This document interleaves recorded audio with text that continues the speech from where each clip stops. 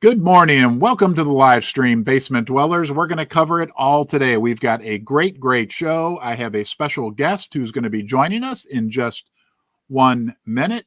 But first, I want to ask you a question. How would you feel about paying a 20% tax when you buy silver or gold for that matter? How does that make you feel, right? Are we the luckiest stackers in the world in the United States? Also, $33 silver. We're going to talk about that, but we're also going to talk about $46 silver. And I think I can lay out a case that the silver price could easily be $46 per ounce right now. Does that seem out of the question to you? It does not seem out of the question to me. $46 silver seems very reasonable. Some of us might even argue a little bit low. Also, big warning. All right, we got to reissue the massive warning for today right now. We'll get to that next. But first, let's all welcome our good friend, Brian from Mountain Bullion Entertainment, who's joining us yet again today. Brian, welcome to Ron's Basement. Thanks for having me on. It's an honor to be back. Well, it's always an honor to have you. Looks like you've got some pretty gold and silver coins there for all of us to look at. Brian, let me ask you this question, my friend.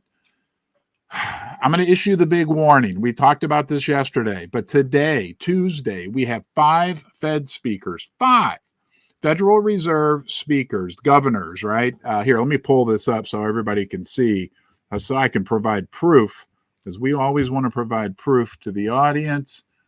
This is from Market Watch. This is today, guys, 10 a.m., Richmond Fed, 11:40, Boston Fed, 1 p.m., Dallas Fed, 1 p.m. Fed Governor Adrian. Did they add one on me? Anyway, 1:20 p.m. St. Louis Fed. 2 p.m. Chicago Fed President Austin Goolsbee. I will say he has my favorite last name of any Fed governor. But the Fed, they're like rolling out the clowns. Do you have any thoughts? I know I'm hitting you with this on the spot, Brian, but do you have any thoughts about why does the Fed have to roll out all these governors to like talk to the markets about what's going on? It seems like they're trying to control the narrative. Need to get some extra folks in there. Do you think maybe it could be because what they're? I think this is key for our viewer that's joining us, and for you and I to understand. Like we kind of just take the Fed situation for granted. But do you think maybe it has something to do with the fact that they're supporting and selling something to people that's really based on nothing, based on confidence alone? Does that make sense, Brian? That does make sense. They might be a little concerned about what's going on with Project Enbridge, and they want to keep everyone under control. Yeah, and they want to control the narrative surrounding the dollar, because when we look at this, right, paper dollar, this is not a silver certificate. This is based on nothing but just confidence, right? It's not backed by anything. So I've laid out this argument that the Fed is less of a bank really now and more of like a public relations firm. Yeah, I mean, that makes sense. And they have a lot to keep under control right now. With everything that's going on with Saudi Arabia, and the end of the petrodollar agreement that we had with them. This is something where it's the Saudis are probably looking at our country and are concerned, something similar to the current Biden administration will be in control of the country on and off from this point forward. And, that could be a potential problem for them. We sold ourselves as being better than the Chinese. We're supposed to be this safe, stable country. And then when they see what happened with the Russians freezing their assets, and then, of course, using those assets to fund the Ukraine war, I mean, that's almost like a worst case scenario for someone who was looking at our country as a safe place, that was looking at our dollars as a safe place to store their money. Yeah. I mean, in the Chinese, that situation, the Russian situation, the BRICS in general, de-dollarizing, right? And, it can get real complicated and nobody can really pin everything down. But do you think it's safe to say, and I'd be curious what our viewers think about this as well, that no matter how you slice it or dice it, Brian, it feels like the world is moving away from the dollar just at a time when the United States of America needs the world to need the dollar more than ever, right? We have record amounts of debt, so we need the world to loan us money, loan us dollars. But at that very same time, what's the world saying? They're saying, no, we're going to sell your treasuries. We don't want your treasuries. And we're going to use that money, that fiat paper money that you give us back, and we're going to buy gold and silver with it, right? I mean, is that a simple way to look at the situation, in your opinion? Yeah, I would say so. I think that a lot of these countries, that are looking at this from the sidelines, they don't want to end up like Russia. Putin had said during the interview that he did with Tucker Carlson that 70% of their transactions before our sanctions were done in US dollars. And after the sanctions, they went down to 20% dollars. Of course, they ended up with the short end of the stick. And I'm sure these countries don't want to end up in the position that Russia is in, trying to, unbury themselves from this. And, if they're looking at a country like China, who could potentially do something like this, but that hasn't exhibited that behavior, they might not seem like that bad of an option after all. And now you see all of them starting to engage in this MBridge, which is a central bank digital currency, that they're going to be using for cross-border transactions. So a lot of these transactions that used to be done in dollars, they're not going to be doing that anymore. And, of course, I don't know how long it'll take for all of this to really come back to home and for us to really feel it. But, something that I had seen years ago that came out of the Chicago Fed was saying that they thought 60% of all $100 bills at that time were actually overseas, not even in the United States. So we got a lot of dollars sloshing around out there in the world. And if people aren't as interested in them anymore, I mean, it could become a problem for us. It could lead to skyrocketing prices for silver and gold measured in US dollars, right? But what we're really concerned about is the real value of silver and gold. We're all, I think, our viewer, the person joining us today, which, by the way, we're pleased to have you here, Brian and I. It's not RonTube, it's not Brian Tube, it's YouTube. So thank you for joining us. Please give this a thumbs up and subscribe to the channel. And I'll tell you later how you can learn more about Brian and his content on YouTube as well. But I think all of us, like, we don't even realize how spoiled we've been, right? I'm 54 years old. Like, my entire life, I was born in how spoiled we've been, because the US dollar was not just the world reserve currency, but like the dominant force in the world. And that the ramifications of de-dollarization are not a good thing for the United States. And I mean, I would think it's safe to say that like 99.8%, my neighbors, if I go knocked on 10 of my neighbors' doors and said, what do you think about de-dollarization? They would look at me, they'd probably call the cops and say, now he's really gone over the edge, right? But we know this is really going on. It's really a thing. And it's going to result, again, you can get all complicated and look at all kinds of crazy charts and everything else, but the end result of it is a decrease in value in the US dollar. Because, Brian, am I just, you can tell me if I'm crazy, Brian. Trust me, Susie does it all the time. But I mean, if anything is in less demand, whether it's oil, bread, baseball cards, no matter what it is, if it's in less demand and has less uses, the value of it goes down, right? I mean, and I think that's what we're seeing transpire with the dollar, be it fast or slow. We're not saying it's going to happen overnight or anything like that, but as that value of the dollar goes down, as you measure gold and silver in dollars, the value of gold and silver should go up. Yeah, I mean, that's definitely my impression. And I mean, similar to you, sometimes I'll bring up the BRICS, and a lot of times people, they haven't heard the term. They don't know what I'm talking about. And it's really kind of sad, because it's just this thing. Then, yeah, like you said, We don't know when it's going to happen. It probably isn't going to be soon, but it is something that's coming. And there's just a general lack of awareness.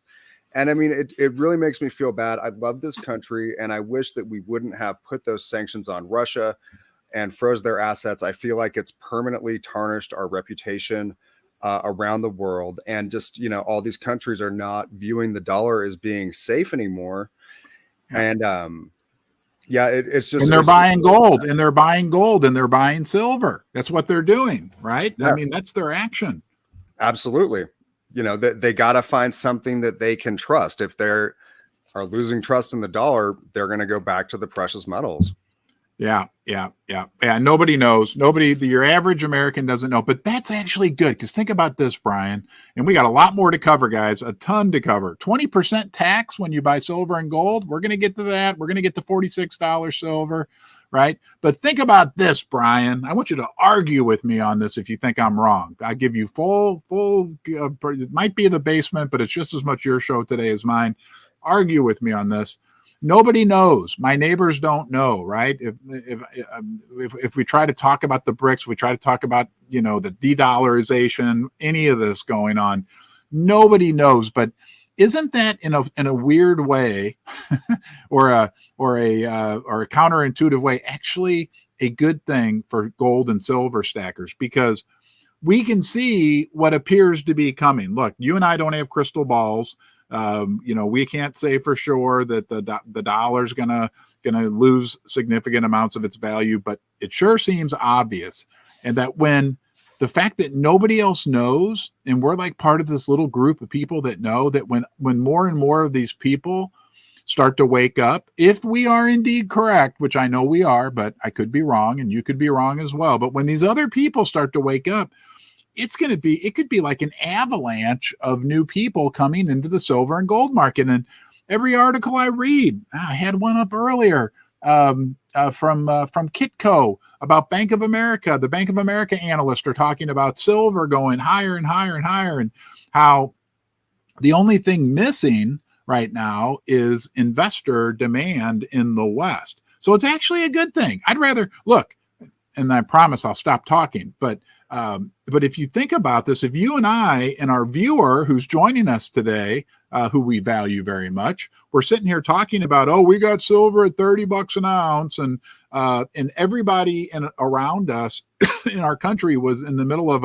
there was a craze going on. Everybody was talking about silver and gold. We wouldn't have much room for improvement, if that makes sense. So the fact that we're like this little elite Green Beret portion of the society, that we're like 1 out of 100 or 200 people, I think it's a good thing. Because when it does happen, when they do wake up, guess what, baby? I can see you've got some silver there, right? You've already got your metal. We've already got our metal. Then everybody else is going to be crazy about it. Right. Absolutely.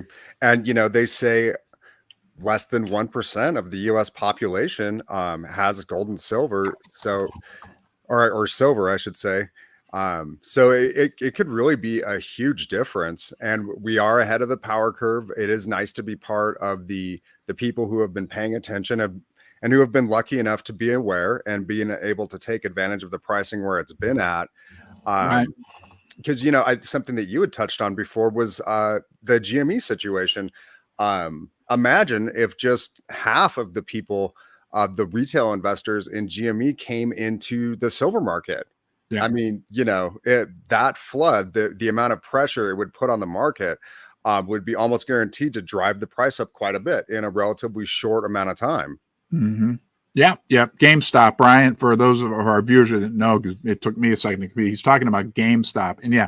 And GameStop, I don't know where the stock is today, but there were a couple times in the last few weeks where the market cap of GameStop was $15 billion.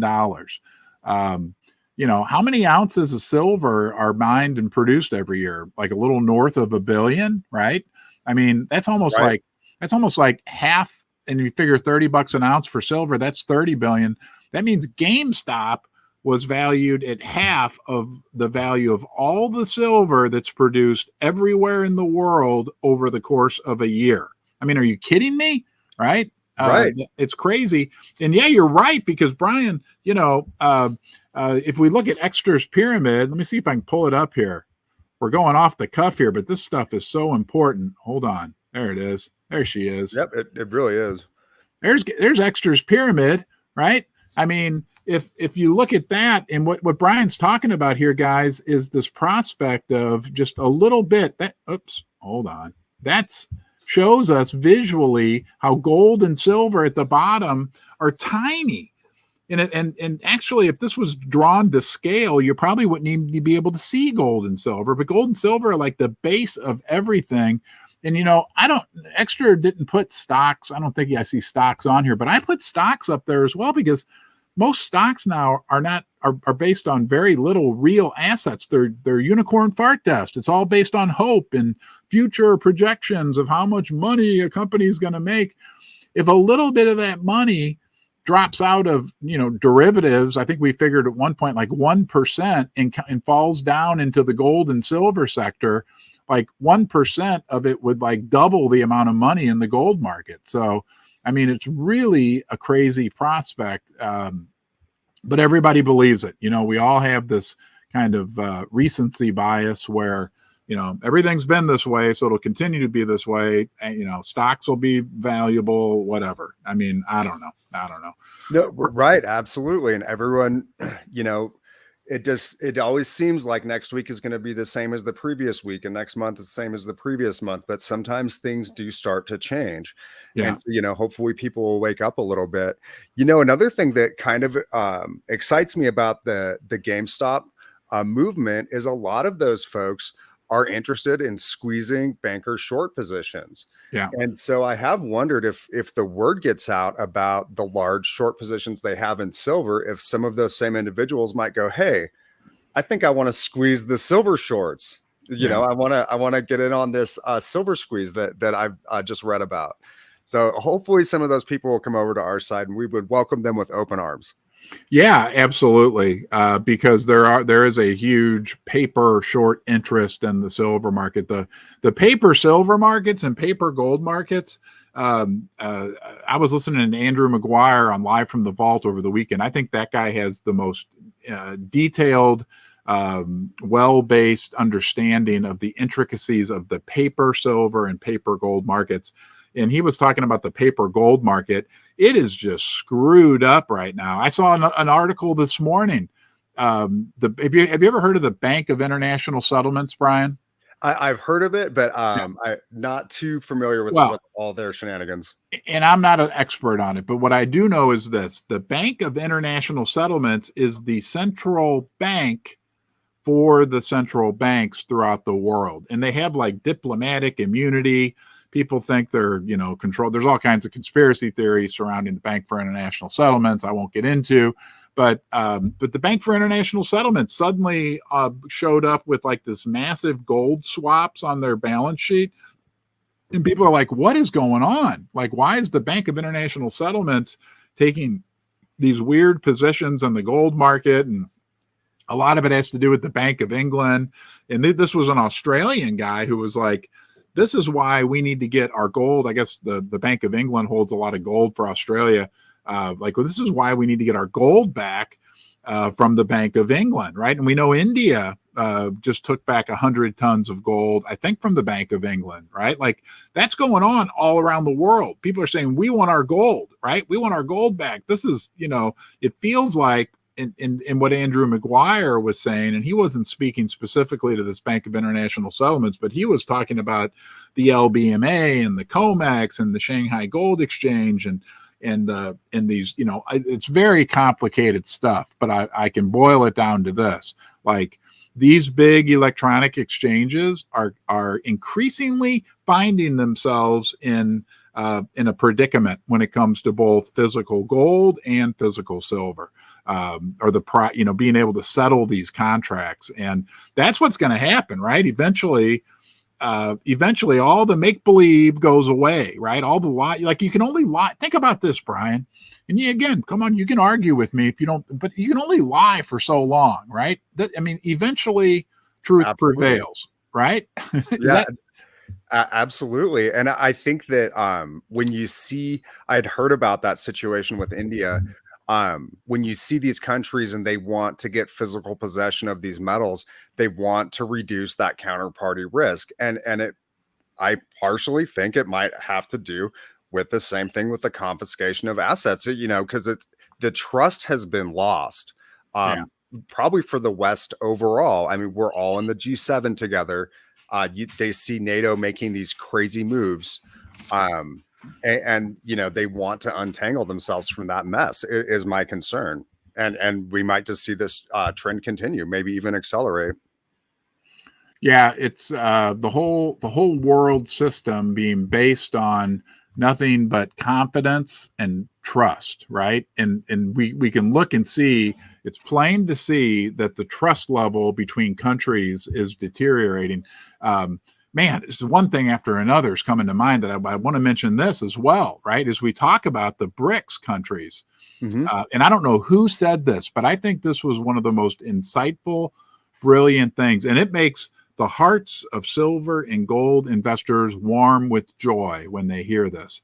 Like, we know, as you and I talked about, the world is rejecting the dollar little by little, right? There's this whole Project Sandman theory that, whatever. And that's, to me, that's really most a conspiracy theory. But we know at minimum, right, chop by chop by chop, they're chopping away at the value of the US dollar.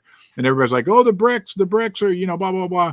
But this is what's really cool and really interesting. And it's a fact, right? The BRICS countries may not trust the dollar, but they trust each other's currencies even less. So what are they going to? They're going to silver and gold. Right. No, that makes sense. It'll Right? be the backing for their transactions. And, I'm not too familiar with it, but I had seen an article a few years back, I believe, and it was about the digital yuan, and they had an expiration date on it. And so, that could encourage people to spend them, which Right. could, help drive their economy just through consumerism. But that's pretty sketchy. And so it makes sense that they don't have a lot of trust in each other's currencies. And silver and gold would be the go-to in a situation like that. That's what they go to. Well, you know what? Hold on. Well, then we'll come back to Pinbex because I got to show this as well. Hold on. Where is it? Because what you just said, it's not just you that said that, Brian. This guy said it right here. Okay. Alan Greenspan said this. Okay. Quote, yet gold has special properties that no other currency, right? Not the yuan, not the renminbi, not the whatever, not the dollar, not the yen. Okay. Gold has special properties that no other currency, with the possible exception of silver. So he says gold and silver have these qualities, can claim.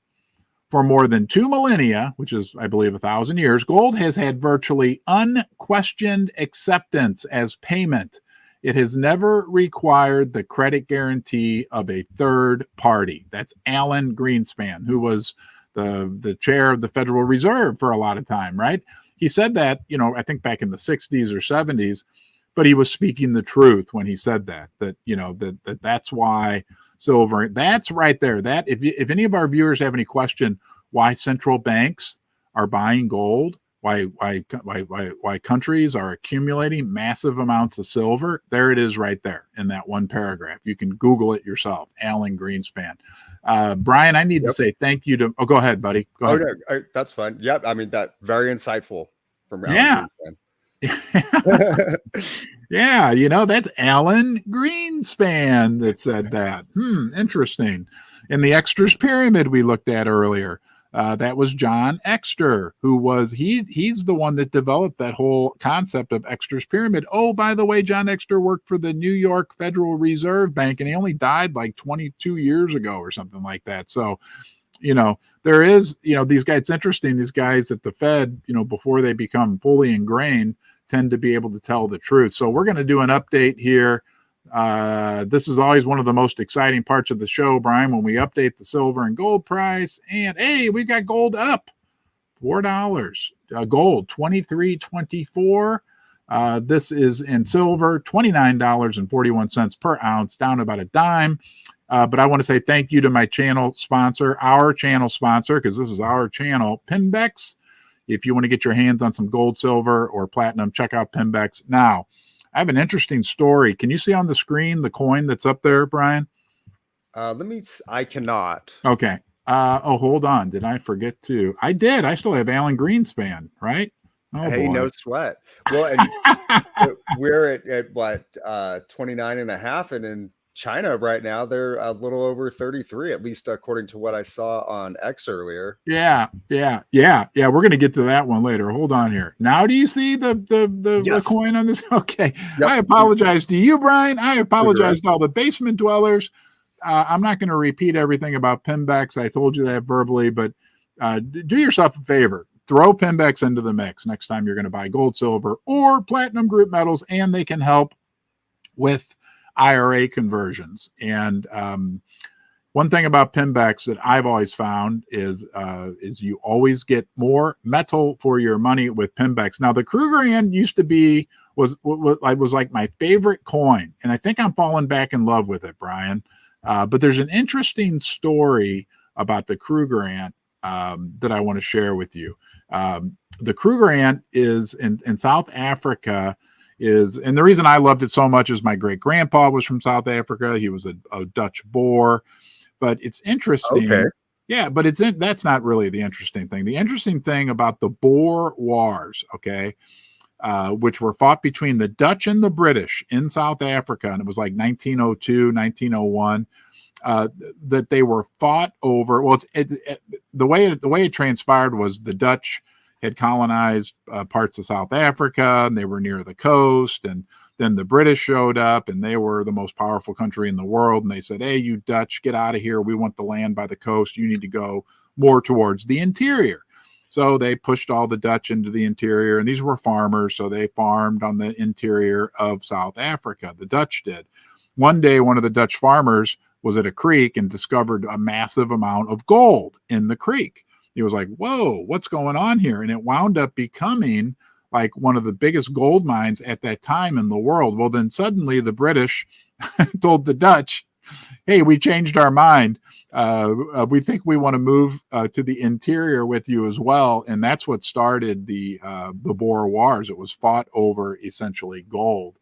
And here I have this. That's really interesting. I didn't know that. Well, and you know what's? Hold on here. What the heck? Okay, here we go. The Boer War was fought from 1899 to 1902 between Great Britain and two Boer republics. While the British, this is what's interesting, and then think about this in terms of what goes on in the world now.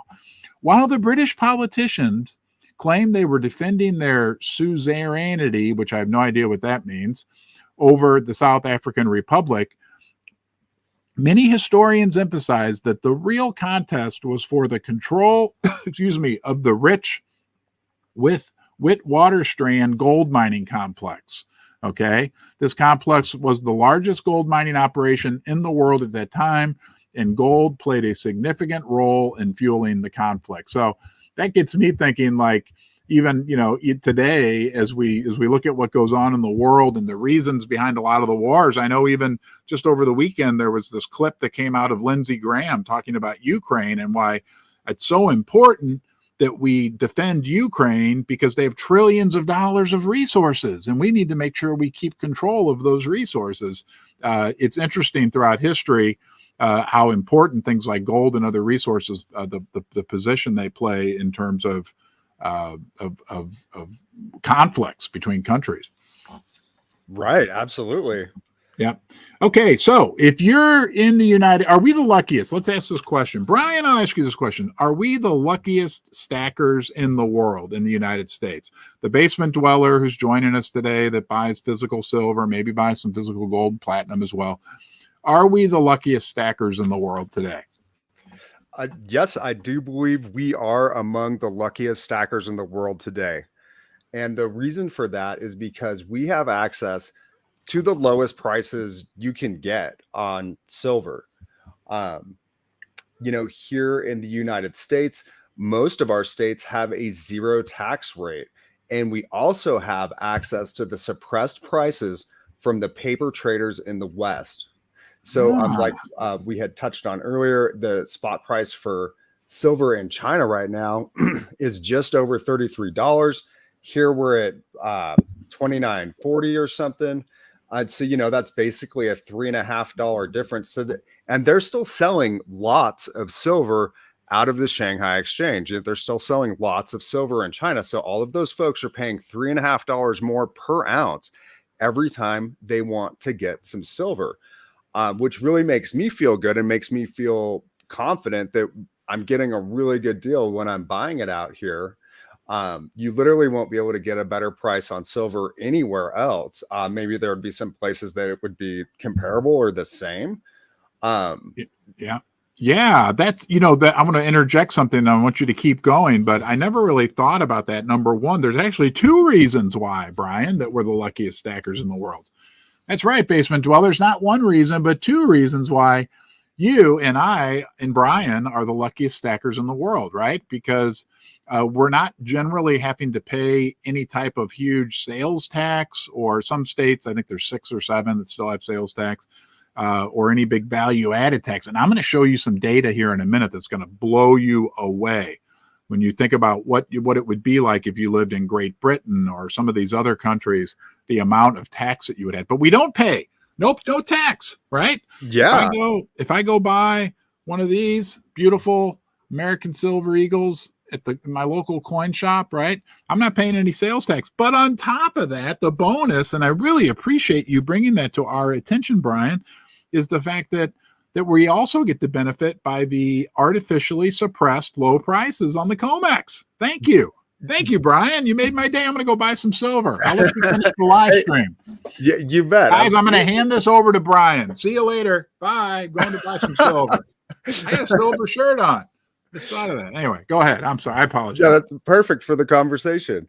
Yeah, I mean, it's something where we're getting the same prices as these banksters, and that are pulling all these shenanigans. They're taking all the risk. They get busted sometimes for spoofing. They're the ones who are risking prison time over this, and you can just take access of that pricing.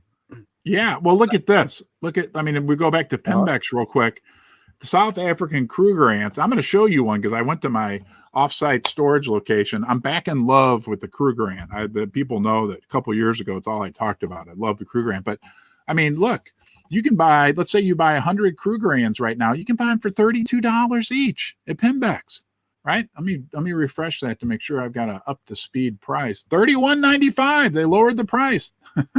That's because silver dropped by a nickel. But I mean, that's crazy that in the United States, just compared to China, like you said, you can buy a sovereign minted, beautiful, pure silver coin for less than what they're selling physical whatever silver for on the Shanghai Futures Exchange and the Shanghai Gold Exchange. Yeah, it really is a blessing for us. And I hope that people recognize that. I mean, in Argentina, they have a 50% tax rate on precious metals. Yeah, I had a messaged Algo Money Fest on X about it, and that's what he said was it's 50%. I had asked Orrin about it, Orrin Elbaz, the Silver Hermit, and he had said that they have a 17% value added tax in Israel.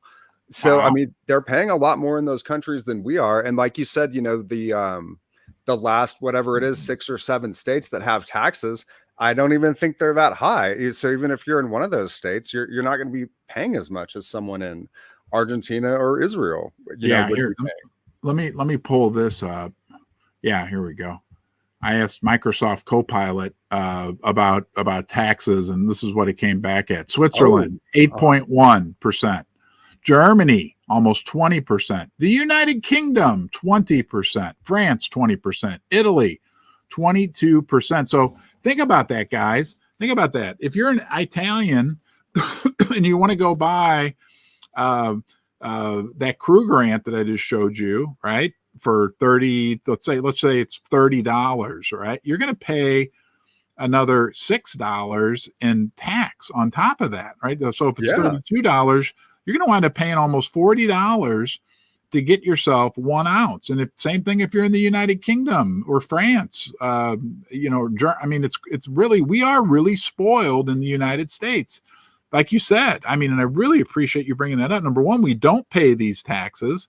And in most states, we don't pay any sales tax now, which makes no sense that they would charge sales tax on money. It'd be like if you went to your bank to change $100 bill into 520s, and they said, well, we got to charge you a sales tax on that. I mean, that's a whole different subject, but ridiculous that any states still get away with what I think is almost an illegal practice of charging sales tax on money. But there's no sales tax, and we're getting these artificially low prices. It's really, really astounding. It really is. And so sometimes I think about that. And you know, when these folks are buying in these other countries, like you were saying, almost $40, imagine having to wait. Because a lot of us, you know, will buy, we're looking at the premium. And then something like that Cougar you were just pointing out, that's not a very high premium. You know, Right. so we aren't going to have to wait for the price to move that much to potentially get our money back out of that. Of course, I'm in it for the long term. I know most stackers are, so we're just planning on sitting on this stuff for years and years. But it is a much more comfortable position to be in. Mm-hmm.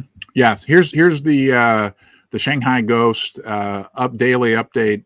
So this is silver AG on the Shanghai Gold Exchange, $33.04 today. And the vaults there, and that's a physical market, are like near very, let's just say historically very low levels, right? Below 700 tons. Yep, they're getting drained right now. While the COMEX and the LBMA are getting drained at the same darn time. What about, okay, so we talk about the silver price, Brian, and Yes. and what does it mean, right, when we look at the future projections for silver and we hear about this unbelievable prospect of industrial demand for silver, which we all know is true, right? And there's this unbelievable industrial demand, and there's a big deficit already right now. Has been what, the last 3 or 4 years, like 600 million ounces deficit, cumulatively speaking. Okay.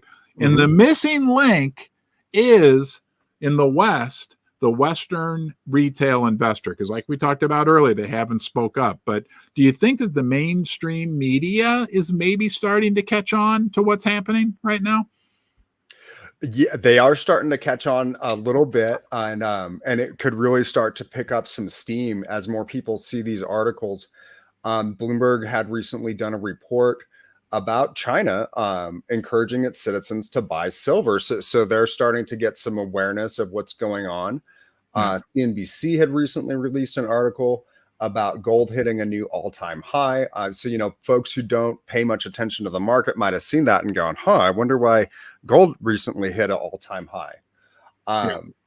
And also another guy who's not really mainstream, but he does have a huge following here in the United States. Alex Jones has been talking about silver on X, 2.3 million followers for him on there.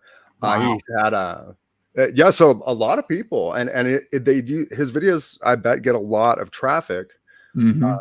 He had Dr. Kirk Elliott on there, and they were talking about everything, silver price manipulation, you know, what's going on with the market. And so everybody who saw that, you know, that's a little more awareness, kind of planting that seed for the first time. And, you know, it wouldn't surprise me as the weeks and months wear on, if more Americans decide to start protecting a little bit of their wealth with some precious metals. Yeah. And here's, I pulled up an article. Hopefully I got the right buttons pushed here. Yes, I believe I do. This is from CNBC, right? So that's mainstream financial media talking about another mainstream American source, which is Costco. I think all these people that are buying gold and silver at Costco, for the excuse me, for the most part, are new stackers, right? They're new people, and yeah, we welcome them in, right? I mean, they are new to the silver and gold sector, probably just starting to learn about it, trying, you know, obviously probably realizing that the value of their money in the banks is going down, waking up to the prospect that the future doesn't look real bright for the dollar. in moving and buying things like silver and gold and buying it at Costco. I think eventually these people that are buying silver and gold at Costco, a lot of them will wind up buying from the specialist, right? Because people bring up a good point, Right. like Costco won't buy your gold or silver back, that they'll wind up going to some of the other big online bullion dealers. Hopefully they'll be fortunate enough to learn about my channel sponsor, Pinbex, where they can get the most metal for their money. But no matter where they wind up, you got to figure that a certain portion of these new stackers are going to be converted into long-term holders of silver and gold. And especially if we get this continued upswing in mainstream media coverage, because it's not just there.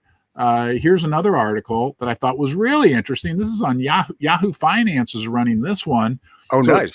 Yahoo Finance, which is the mainstream of mainstream, right? And then it's an actual article by Reuters that they're running. So, this was yesterday, warning about, like we talked earlier, the Fed speakers. We got 5 Fed speakers today.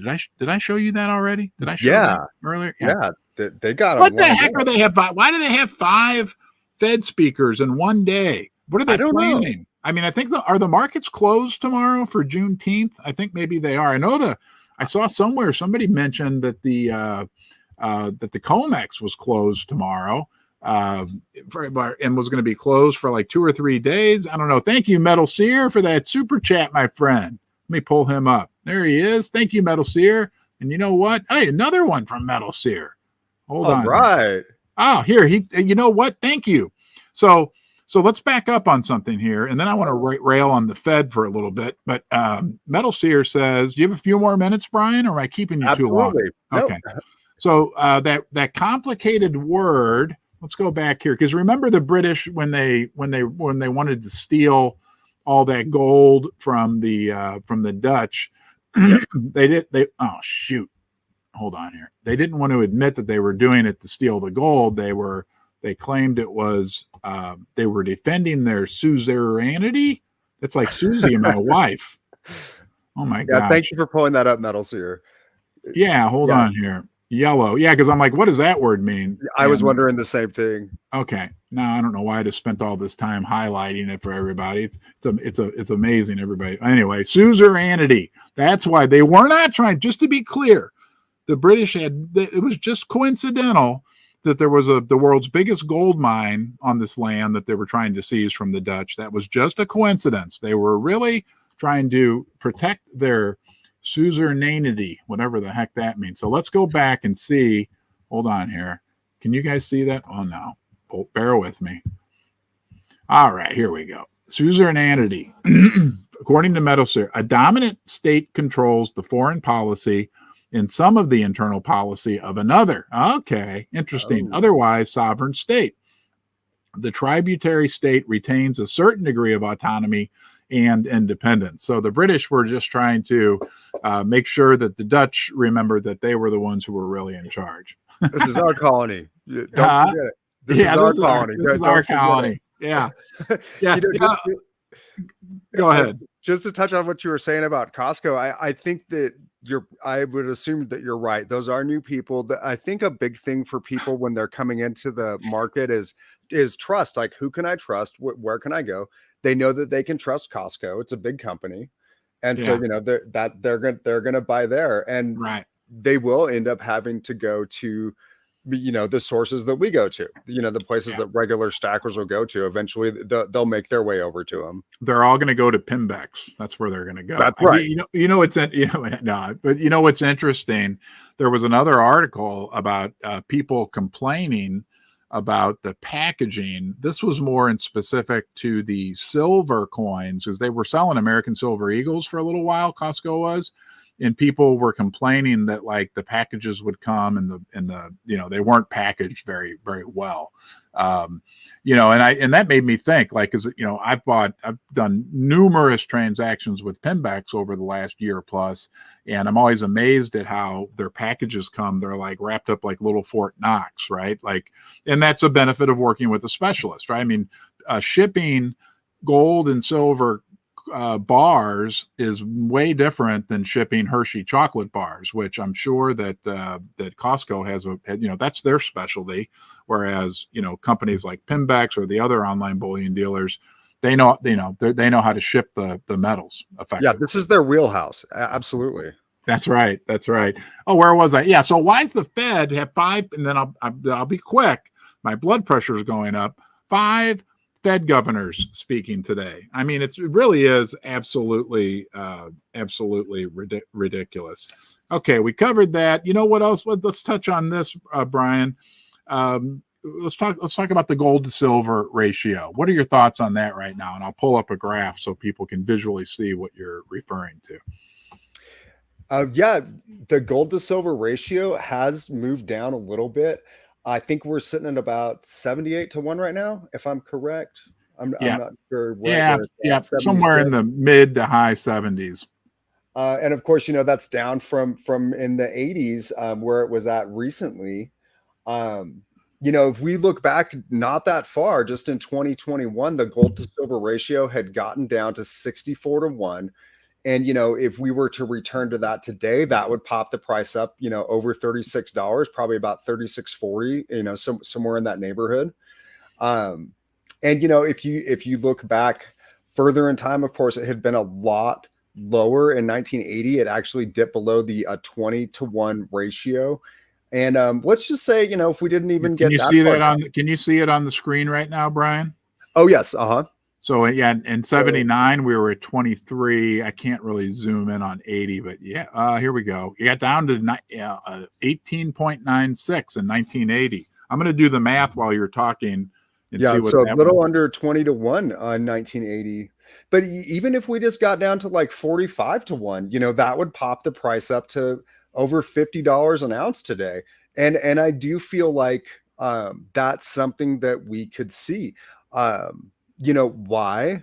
Well, because if we get to $50 or just over $50, that would be silver breaking its all-time high in nominal terms. And that's something that we've seen gold do recently. Gold has hit recent all-time highs in nominal terms. And so I do feel like we could potentially see silver follow that path, here in the not so distant future, maybe in the next year, maybe. Oh, that's crazy talk, Brian. Silver's never going to go up. What are you talking about? I try not to get too crazy with it. Yeah. And if we got down to 20 to 1, okay, which has happened here a couple times in the past. I just want to remember, not just, there it is, 18, that was in the 1960s, 1980. Obviously it got below 20. At 20 to 1, that would be silver at $115 per ounce. And if you look at this chart, $115 per ounce. How does that make you feel? Anyway, when you look at this chart, if I look at this chart and somebody didn't even tell me what it was and said, what do you think the average level was on this chart over time? I would say around 50. Right about this level here where I have my cursor. I mean, we've been above it for a while. We've been below it, but let's just say 50. And at 50 to 1, we're at a 46. At $2,300 gold, we're at a $46 per ounce level. $46, right now. Silver. And go ahead. There's precedence for this. I mean, this is not, outside of reality or anything like that, And this is a ratio. And so it's a difference. I think I'm going to explain to everybody, there's a big difference between a ratio and like an index, right? Like you could say like the S&P 500 index, that could go up to infinity, right? But a ratio compares two things to each other. So it is more, and I'm not a statistician, but I mean, to me, it's just common sense that a ratio, especially when you're talking about silver and gold, are gonna stay within a certain range and fluctuate within that range. So that when we look at this in the range over the last, how many years this is, probably almost 100 years, right, or more than 100 years, has been between, let's say, 20 and 120, right? And right, what's in the middle between 20 and 120? 50 or 60. So this is not crazy talk. And I love what you said, Brian, and I want everybody to remember this as well. Let's say we got to that 50 average ratio, again, ratio range, and we had $46-50 per ounce silver. That's the nominal all-time high for silver, right? And Brian so keenly pointed out to us, basement dwellers, wow, what a treat to have him on today. You don't have to just listen to me, right? He brought up something great, and that is that gold recently did hit a new nominal all-time high. So silver hitting a nominal all-time high of $50, $46 per ounce is not like crazy talk, right, Brian? Am I crazy? No, not at all. I mean, this is very much in the cards. Yeah, very interesting. Now I've got to show you this as well, because this goes right with what you just said. Hold on here. Add the stage. Everybody likes it. There's that guy. He's great. Jordan Royburn. That's not what I'm going to show you. I wanted to show you. There's the Comex. That was a cicada in my yard they all had Comex written on their foreheads. That's not what we're going to look at. They're spying on you. They want to know what you're talking about next. Yeah, right. Yeah, there we go. This is what I drew this with my kids' markers. This is the silver rainbow, and it goes with what you just said, because over here you've got gold, right? And to the left of silver, you have copper. And I'll argue, right? I'll argue that silver is like a bipolar metal, right? Silver's half monetary, like gold, but silver is also half industrial, like copper, right? And you just brought up a great point, that gold, and that's up at the top there in that light blue, I wrote right above gold hit an all-time high in nominal terms, right? Coincidentally, silver's other half brother, copper, the other half of silver, the industrial side, copper also hit an all-time high. All right. And there was a squeeze in the copper markets. It didn't get a lot of attention, but I was like 3 or 4 weeks ago, a few people pointed out, like, there's a squeeze in the copper market when copper shot up. And we know that the central banks are buying gold. But I would also, and there's the orange underneath it, right? The half brother. I have written at the very bottom and with red underline, because it's that important. When you compare the fundamentals of silver to both copper and to gold, I would argue the fundamentals for silver are better than either of those metals. So silver, and I love gold and I love copper, don't get me wrong, but silver, whether we're looking at that gold to silver ratio or we're looking at just the fundamentals, silver has a lot of room to move. Absolutely. And I'm really glad that you pointed that out, because it's right there. The precedent's there, and it is a heavily industrial metal nowadays. And of course it still has its monetary aspects, which is, why we all hang on to it. And so yeah, it's very much in the cards. We could see it hit its all-time high in nominal terms, just like we saw with copper and gold. I really do believe that.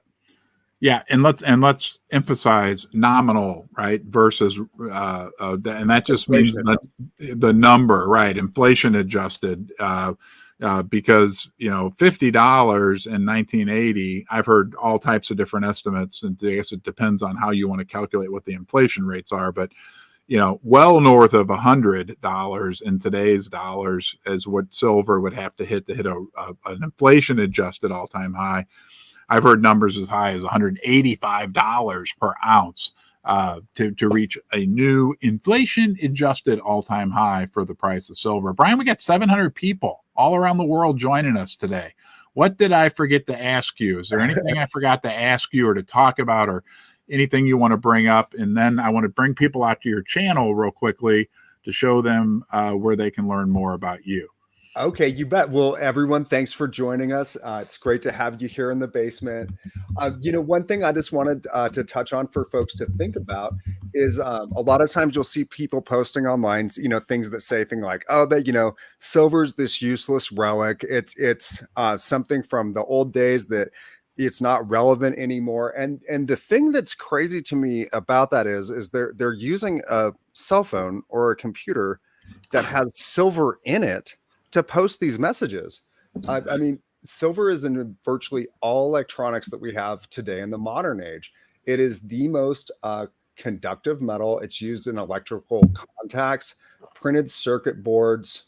It's in TVs, remote controls, computers, smartphones, electric cars, solar panels. It's even in circuit breakers. So, I mean, it's in virtually everything today, and it's extremely useful. So it's just something that I just wanted to touch on. Yeah, silver is everywhere. Silver is. I heard one of my viewers brought up a great point, and I can see this making sense when it comes to silver. Is silver the new oil?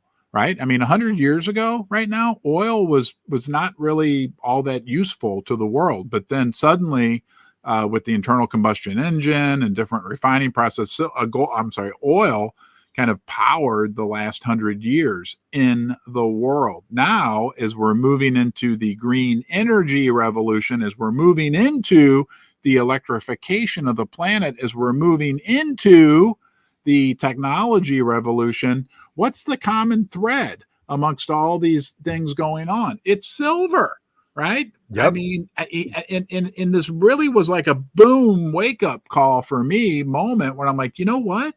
This guy's got a point. Silver could really be, for the next 100 years, what oil was for the previous 100 years. And I'm not saying oil's going away, but he brought up this point, like, people would heat their houses with coal 100 years ago, and they would cook on wood stoves, and they would, and then oil came around and natural gas, but it changed everything in the world, right? Steam powered tractors back then and all this. And now, now as we move into this next 100 years, I don't know, Brian, is it just me, or it feels like to me that, like, with the green energy revolution, with the technology revolution, that the common thread I see amongst all of those kind of things that are transpiring is silver. Absolutely. I mean, you're going to want that most conductive metal for all of these devices, for all of these products. Yeah. And it really is in a changing world that is modernizing and electrifying. You need silver for that. So yeah, that's very insightful that guy brought that up, just like oil, Yeah, it could be the new oil. I mean, it really possibly could. I want to bring everybody out to the fastest growing YouTube channel focused on bullion. This is Brian's channel, everybody. I want you to go out there and subscribe. Mountain Bullion Entertainment. Tell them about, what is it, once a week or so you put out a new video, Brian? What's your schedule? Yeah, I do a video a week. And, sometimes there are videos that are just providing information about different silver or gold coins or rounds. Sometimes I'm doing interviews. Sometimes I'm doing things that are more kind of for fun, just for entertainment, but are, still associated with gold or silver. And, I would appreciate support, and I just love the Basement Dwellers, and I appreciate you showing my channel. Yeah, you put out some great stuff, and I see there on the screen as well our friend Oren, the Silver Hermit. I know you have him on. Oren's in Israel, and he's a good friend of yours and a good friend of the Basement as well. Very smart guy. I watched this video last night and found it very interesting. There was a mine, a silver mine that was built in the middle of Lake Superior. Brian kind of goes through the history of what happened. It was in the middle of a lake, and that's just one example of some of the interesting little subjects that you cover in regards to the silver and the gold markets. Yeah, thank you very much. Pretty interesting that mine exists, you guys. They would not be able to pull off mining under that lake at the current prices we have for silver right now, in my opinion. Absolutely. Okay, guys. Hold on, Susie. Hold on. Oh, you know what? Hold on a minute. Are we trying to get a certain number of thumbs up? Let me see if Susie has the walkie-talkie on. Susie, is your walkie on? Uh-oh. Hold on a second. Yeah, no sweat. Where are we at? I can't see it.